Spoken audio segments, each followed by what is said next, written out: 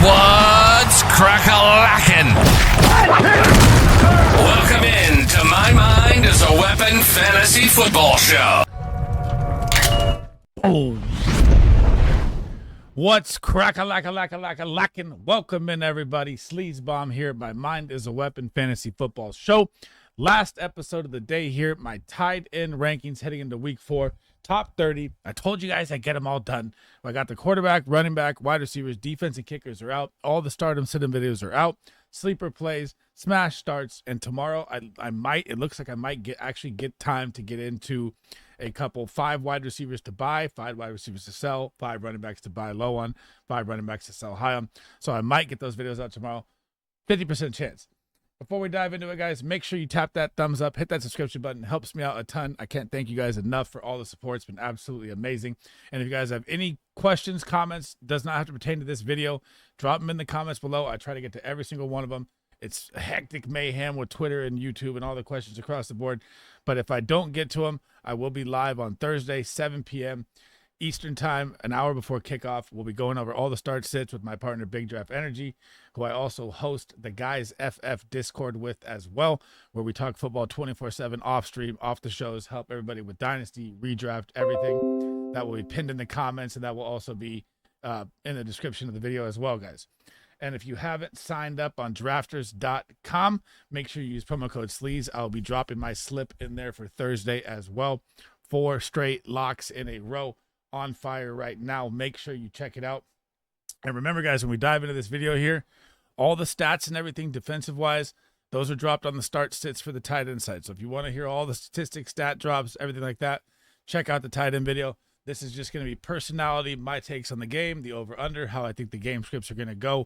Couple jokes here and there. We try to make it fun as we go in. I don't want to give you stats back-to-back videos, on both sides. So this is just a different look here. And let's take a look at my tight end top 30 rankings for week 4. So if you guys are new to the channel, this is the tight end board. We're going through the top 30 baller tier at the top, the smash start tight ends, tier 1, tier 2, tier 3, tier 4, tier 5. We're going to break down the top 30 here. My boy, George Kittle, as seen in the picture here, obviously down. Jatavion Sanders looks like he's going to be out as well, too. I don't know if I'm throwing in Tommy Tremble either way. And Isaiah Likely may be back or may not be back. I don't know. I haven't seen the update yet. He was close last week. I'd assume he's going to be close again and a chance to play this week in a big game versus the Chiefs. And if you remember last year in week 1, Isaiah Likely went absolutely nuclear versus the Chiefs and he missed that tiptoe touchdown. But grab whatever you're drinking. Let's dive into it. This is going to be a cappella, no information. I'm not looking at anything. This is just personality based, talking about the tight ends, how I look at football, how I look at the games. Obviously, the rankings are, statistically based on there. But here we go. Let's get it rolling here. Number 1, plain and simple, easy. Trey McBride, the T-85 Terminator, got his touchdown last week. And you can even hear the commentators be like, the rare Trey McBride touchdown. This guy's open all the time in the end zone. I don't know what the connection is with Kyler Murray. He obviously gets the targets and the looks. If he could get 8 touchdowns, he will shatter Brock Bowers this year. I've been saying that all year long. You get the Seattle Seahawks defense. Their secondary is very good versus the wide receiver. Where are they weak at? Versus the tight end. This is going to be another smash Trey McBride play here. And we already have the wheels coming off with Marvin Harrison Jr. So, Trey McBride's value is probably just going to be even more than it was. And he was one of the best draft picks you could get for tight end positional advantage in your drafts because the man is an absolute beast. And you're getting it on a short week as well, which is what you like for Thursday Night Football. Now, number 2, Brock Bowers. They've got to get this thing going. They need that big Brock Bowers game. And we know, and it's official, 3 games is enough sample size to figure out that the Raiders are not going to be running the ball. Even with Ashton Genty and Pete Carroll and the run game that I thought was going to be there before the season started, it is not there. And you're going to be playing against a Bears offense that is heating up right now. And Caleb Williams is quarterback 3 overall. They even have this is a high implied point total game. I think it's 48.5. So they might be down again. You might have another garbage time game. Trey Tucker, he went for 3 freaking touchdowns and 40 points last week. It's got to be Brock Bowers at some point here. And the Bears defense is beat up across the board. So Brock Bowers, this is like a 20-point smash play for him game here. They got to get it going. They got to get him involved.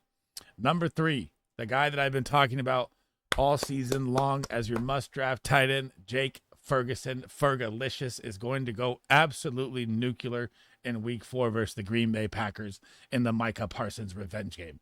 Now, if you're looking at his stats, right, and I don't want to pull up stats, but I'm going to on this one right here because I think it's like 26 targets in 2 games. I don't want to get it wrong. 26 targets in 2 games. So you're going to look at it and be like, oh, CeeDee Lamb went down. That's why he got so many targets. Okay, you could use that if you want. That makes sense in every single way. But what happened the game before that? CeeDee Lamb was healthy the whole game. He still had 12 targets, 9 receptions, 78 yards. Back-to-back 20-point games for Jake Ferguson. What did I say all offseason? Dak Prescott loves his tight end, Jake. This is one of the best values you could have drafted. Now you're looking at a top 3 tight end for however long CeeDee Lamb is out, because I truly don't believe that George Pickens is going to, maybe he draws a couple of doubles here and there, but he's not CeeDee Lamb. Dak is going to lean on him. The Green Bay Packers, just like the Seattle Seahawks, their weakness to their defense is versus the tight end. You saw Njoku, you saw Fannin, you saw them get involved, and the Browns won an ugly game there, but still, their tight ends, that's where you beat the Packers. Jake Ferguson is in for 10 to 15 targets in this game with touchdown upside. Absolutely could be tight end 1 this week as well with the volume he's going to see. We're sticking with that same game. This is the Sunday Night Football high implied point total game. Tucker Kraft last week, if you were in the show, I was like, yeah, you got to start him because, God, he looks so good. But he was coming off injury, and it wasn't the same kind of looking Tucker Kraft. Hopefully, we get, another week of him healthy here. And this is a shootout game. And 100% whenever you're playing the Dallas Cowboys, since they traded Micah Parsons, it does not open anything up else on the defensive line to get pressured. They're not the same defense. Their secondary has to work even harder, and they just get cooked. Cooked. Russell Wilson cooked them for 450 and lost his job. That's how bad this defense is. I love Tucker Kraft this week. Number 5, Tyler Warren played a little limited snaps last week. He had a little injury throughout the week. This guy's still a must-start tight end every single time. And again, this is another situation. This is where you have to know what the defenses do, what the statistics look like defensive-wise.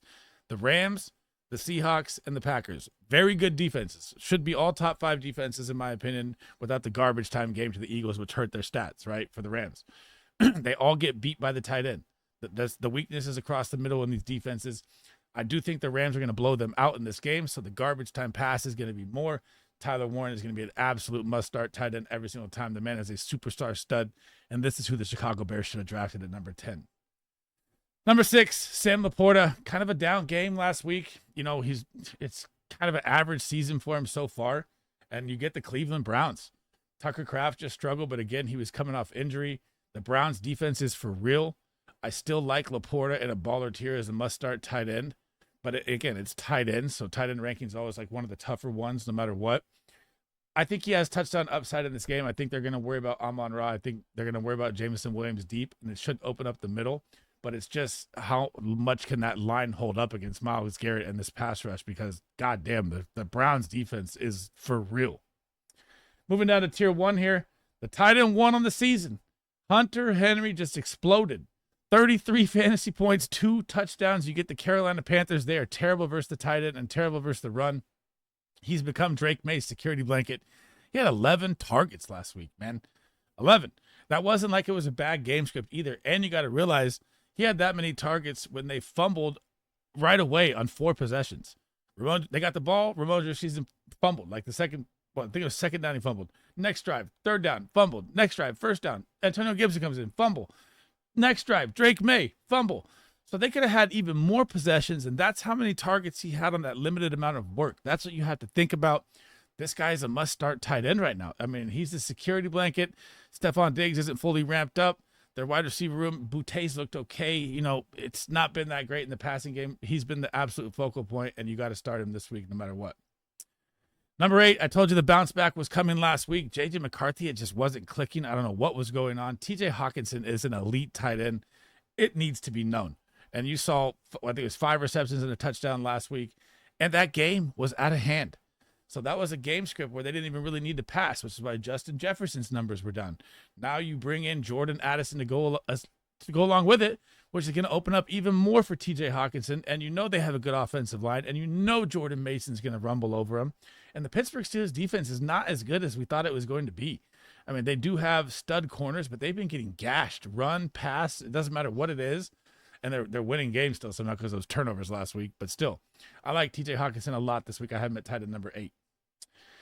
Tight end number 9, he was my smash play last week, Jawan Johnson, and God, it just didn't hit.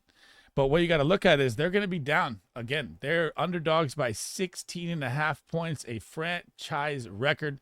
But you got to look at his numbers. I think he has like 20, 18, and 16 in full PPR. That is solid. You got this guy off the waiver wire. He's been averaging like 9.5 targets a game. He lines up 50% in the slot in a Kellen Moore system to go along with Olave. They use him all over the place. They're going to be playing every game from behind. We all know this. This is why I said to target the Saints, because volume is king. The Bills may be up 30-3 at halftime, just like I said Seattle would be last week. They're going into Buffalo. Nightmare game. But volume is going to be there. You're going to have 40-plus pass attempts from Rattler or Shuck or whatever, whoever comes in this game, because I think it's going to be another game that's a blowout. He's going to be a serviceable tight end probably for the rest of the season with the volume they get. Going into number 10, and this one hinges on JD5, who did practice limited. I saw the update. Nothing is official yet, so, I mean, don't take my word for it, but he practiced a little limited today. You think that he's going to be out there, in my opinion. But the Atlanta Falcons are very good versus tight end. They're number 1, I believe, on the season right now.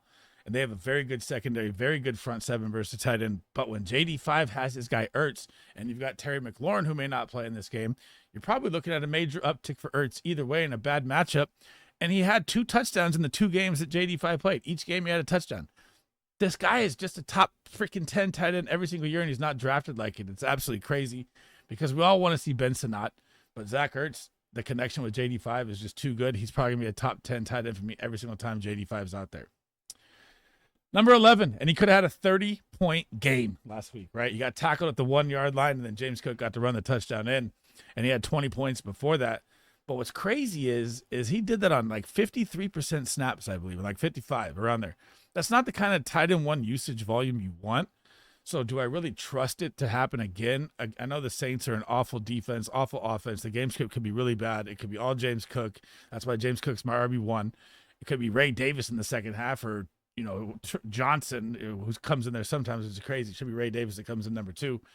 But if he doesn't score early, you're probably looking at a bad game from Kincaid. So I dropped him down to 11 here just based on the game script. Number 12, and we got to do both of them here. And number 17, the Cleveland Browns. This is like Jerry Jeudy's not having the season that I thought he'd have. Cedric Tillman splashes a little here and there. Isaiah Bonds picked up. His snap share is up to 65%. And if you're watching this video and you don't follow my Twitter, little secret buy is to go snag Isaiah Bond right now in Dynasty, because his snap share has gone up to 60% from 18% in week 1. But the volume is here. They use Fannin, Z-back. They use him inline. They use him outline. They even let him get wildcat carries. And Njoku, they run 12 sets, 24/7. You get the Detroit Lions. You just saw Mark Andrews just go for 28 points against them. Obviously, one happened in garbage time at the end of the game. But still, this is going to be a game where they're going to be serviceable tight end plays. Fannin's numbers have dropped a little bit here, but still, I'm okay throwing him out there if you need to throw a tight end out, because I don't think they're going to be hanging around in this game at Detroit like they did at home versus the Green Bay Packers. Number 13, and this is one of my bold calls here. We're going to do them together because they're playing in the same game, okay?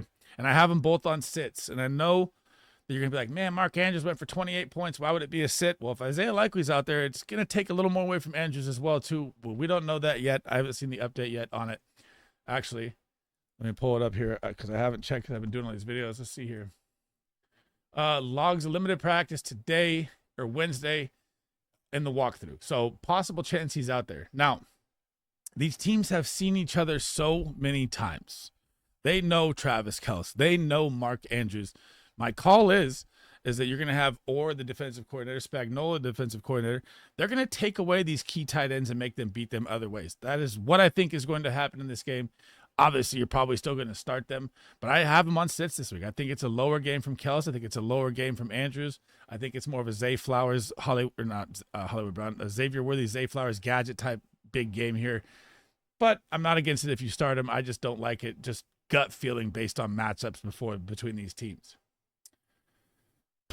Number 15, the matchup is absolutely beautiful. The Washington Commanders get beat by the tight end, and this Kyle Pitts is going to come in at 15. I would love to put him higher because the Commanders can't stop the tight end position at all. But we saw Michael Penix last week, man. And we saw down 30-0 When you think garbage time points are going to kick in, that Drake London, Darnell Mooney, and Kyle Pitts didn't even get involved in garbage time versus the Carolina Panthers. I can't explain that game. It's an aberration game. I don't think that would ever happen again. But here we are, and it's looking like if he has another bad one here, you saw them replace him with Kirk Cousins. Get nervous, Michael Penix, Atlanta Falcons fans right now, because that is not what you want to see. And it's like I alluded to in my wide receiver video. Like, we got hyped up on Michael Penix last year because of a 3-game sample size at the end of the season versus teams that were already eliminated. So, yeah, he looked great in those games. Drake London's numbers were phenomenal, but they weren't playing for anything. And now you see a totally different look, and it's scary, man. So I need to see him bounce back in this game big time at home, and I need to see him get a win, because if they don't get this win, they spent all their draft capital to get another DN in the first round. Their future's not looking great for capital coming in, and they're going to be 1-3. Not a good look when the Tampa Bay Buccaneers are 3-0.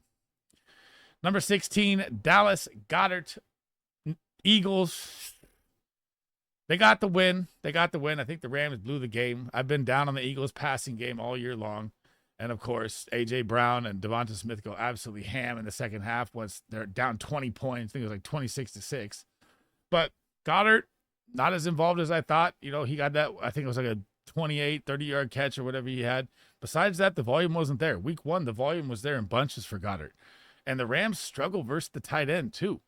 So, yeah, could you say the game script led to a different kind of play because they were down a ton, for sure, or a different type of scheme, for sure. But I don't know if I really like Goddard.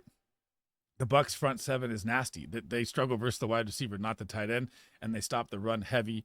You know, could Goddard fall into the end zone for sure? I'm just never been a big Goddard guy, so I was kind of rank him in the middle. Number 18, and you got to pay attention here because this is going to be a Monday night game. We don't have the update yet. He even practiced like limited last week and then was ruled out with a back. I know he had the calf injury in week 1. Evan Ingram, he was my dark horse tight end 1. I was, thinking Sean Payton, Joker role, thinking Jimmy Graham, thinking here we go, Evan Ingram, and then injuries happen, and here we are. And we don't know if he's going to be out there. So I'm banking on him being out there because he does get an extra day for Monday Night Football with these rankings. If you need to throw him in there, the matchup is absolutely beautiful. You get the Cincinnati Bengals. Their defense is terrible across the board. You start everybody versus the Bengals. It's like the Cowboys and the Dolphins. You start them all. But he's also got limited snaps for the first 2 games that he played. Could that be because of the injury? Like, I'm at a point right now where I'm like, just sit him. Let's get him back to 100% health so he can get the full snaps or be the full-time tight end instead of trying to work through it. But the Broncos offense just hasn't been great. So I could see them throwing him out there limited, and you probably start him, and it's probably rough because he plays 40-50% snaps. So sketchy for me. I did love Ingram a ton coming in. Hasn't gone well yet. Now, heading out of tier 3, these last, 3 tiers, I'll rank them out for you in case you play in deeper leagues. Won't go into as much detail, but I'll give you a quick breakdown because 18 tight ends we're in. You're probably not playing another tight end here unless you're a super, super deep league. So number 19, you'd think Cade Otton would be emerging. You got Mike Evans down. He plays 90+% snaps and has been an absolute ghost. But we've seen him thrive. You saw last year when everyone was hurt, he was like tight end 1 for 3 weeks straight with like 20 points. I know that's a different OC. You got Josh Grizzard now instead of Liam Cohen, so it's different. But Cade Otton, it's just been so many goose eggs I can't do it. Number 20, Chigakonkwo. This one's not a bad play if you need a deep play here. And I put Cade Otton higher just because of the situation with no Evans, no Godwin, it looks like, going into this game. That's the only reason I have him higher. But Chigakonkwo is probably the safer play because it looks like he's becoming the number 2 option. But they also have the offensive plays being changed from Bill Callahan, the head coach. So we don't know how the offense is going to look with the new, I don't know the quarterback coach's name they handed the plays to. But Chigakonkwo, deep throw if you need. This one's interesting. Cole Kmet. So I would have ranked him higher, and we don't have the updates yet. Colston Loveland had that 30-yard catch in week 3, and then he popped the hip, and he was out for the game. And you like to see that he was getting involved for the first time at least, and then he gets an injury. So if, like, Loveland is out, there's still a lot of mouths to feed in Chicago, but I'd probably move, like, Kmet up to, like, 16, right? You get the Raiders in this game. He has always touchdown upside with his big body connection with Caleb Williams. But if Colston Loveland's back out there, you're probably back out to the same situation of, 4 or 5 points between each of them. So I'm going to rank Kmet at 21 and Loveland at 28, but watch the injury updates on Colston Loveland. Number 22, Jonnu Smith. Snaps went up. Still don't care. Pat Fryer missed snaps for, I think, a 70%, 68%. Jonnu was like 82. This is what Arthur Smith does. He just loves to have an offense that does not support fantasy football at all. It's freaking bonkers. A tight end position, you're not starting either one of these guys. You know, Jonnu had that touchdown, I think it was week 2, on like a shovel handoff pass. Like, no, not for me. 23, he got a little work, Mason Taylor, but that was with Tyrod Taylor at quarterback. That's not the same kind of situation with Justin Fields. Do I like him to be the second target in this offense? I do, moving forward. You know, you could say Breece Hall, but I'm talking like receiver-wise or tight end-wise. He got, I believe, like the most targets he's had all year at 6 with Tyrod last week for like 18 yards, nothing special. But he's getting involved more, and that's what you want to see from a rookie. Usually tight ends, take a couple years to develop, but we've also been blessed with, 2 back-to-back rookie tight end ones in Sam Laporta and Brock Bowers. So I don't love it, but I'll put him at 23. 24, Theo Johnson going to be out there with Jackson Dart for the first time versus the Chargers. Not for me. And this one's wild, but I'm going to tell you why. And this is the last one I'll talk about for a little bit here. The rest ones will be quick. Brenton Strange. He's emerged. He's getting more looks. Diami Brown is down. Parker Washington comes in. He sees 11 targets. But the number one thing you don't do in fantasy football, if you haven't learned yet, and of course, Trey McBride scored. That's the number one tight end, is you don't play tight ends versus Fred Warner in the 49er defense. You just don't do it. Robert Saleh knows how to stop the tight end. I am not playing Brenton Strange regardless. I'm a Niner fan. Trust me, I've been watching it since Robert Saleh, I think 4 years now he's been with the Niners. He's locked him up all the time. Trey McBride got a scramble play last week that was over way too long a time, and Trey McBride got free in the end zone. 27, Dalton Schultz, afterthought. 29, Mike Gesicki, Noah Fant. You could say if you wanted to, afterthought there as well. And Elijah Arroyo, get this guy going. I know he has a little injury right now. The A.J. Barner split, it's driving me nuts, but still no go for me in that situation. Boom. That is the end of the episode. Thank you for rocking with me today, guys. Got all the rankings out for you guys. Remember, I will be live Thursday, 7 p.m. Eastern. Start, sit, show heading into week 4. If I don't get to your guys' comments and questions, I try to get to them all. Make sure you tune into the live show. I will answer every single one of them on there. That is a goal of mine to help you guys dominate and win your matchups this week. And again, I'll be heading out of town Friday. Mama Slee's 60th birthday. We'll be going to Vegas. I'll be back on Tuesday, and then we'll start the grind over everything on Tuesday and get everything out going there and pumping and watching the games and see how it goes. But the worst part is I don't know how many games we're really going to watch this weekend, and I like to watch every single game. So it's going to be a kind of a different look in week 4. But before you head out, guys, week 5, sorry. Make sure you tap that like and subscribe. All the support's appreciated. Again, can't thank you guys enough. Been absolutely amazing. If you haven't checked out the Guys FF Discord, it'll be pinned in the top of the comments. It'll be in the description of the video. Click the link, hop on in. I will be posting my ticket in there on drafters.com as well for the Thursday night football game. I have a lock I really, really like, and we've been 4 for 4 throughout the season so far. So make sure you check that out, guys. That's it for me today. I might get to those videos tomorrow. I think about 50-60% chance I will for buy low and sell high. Something new I haven't done. And I like to do it like every 3 to 4 weeks. I don't like to be like, buy this guy for 2 weeks in a row. I like to see a couple games, see how it plays out and see, get a little more information before you go into the buy low, sell highs. So that's it for me today, guys. I'll catch you guys in the next episode. Sleaze Bomb out.